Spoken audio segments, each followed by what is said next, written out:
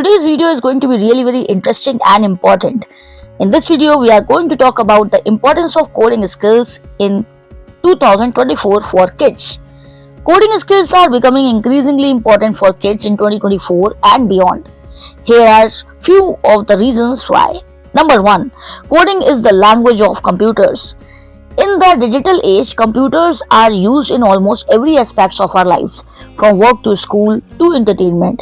By learning to code, kids can gain a deeper understanding of how computers work and how to use them to solve problems and create new things. Number 2. Coding jobs are in high demand. The number of jobs that require coding skills is growing rapidly.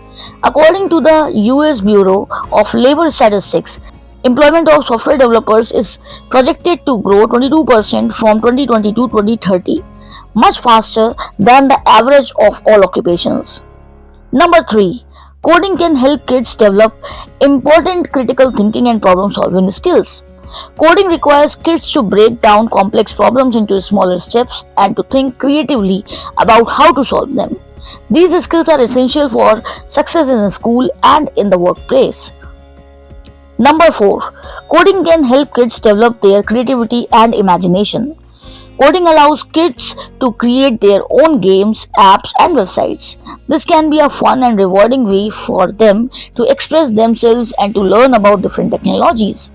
In addition to these general benefits, coding can also help kids develop specific skills that are in high demand in certain industries. For example, kids who learn to code in Python can gain a competitive advantage in the field of data science. Kids who learn to code in JavaScript can be web developers. All over, there are many reasons why coding skills are important for kids in 2024. Coding can help kids prepare for future jobs, develop important critical thinking and problem solving skills, and express their creativity. Let's talk about some tips for teaching kids to code. Number 1. Start early. Kids can learn to code at any age, but the earlier they start, the easier it will be for them. Number 2. Make it fun.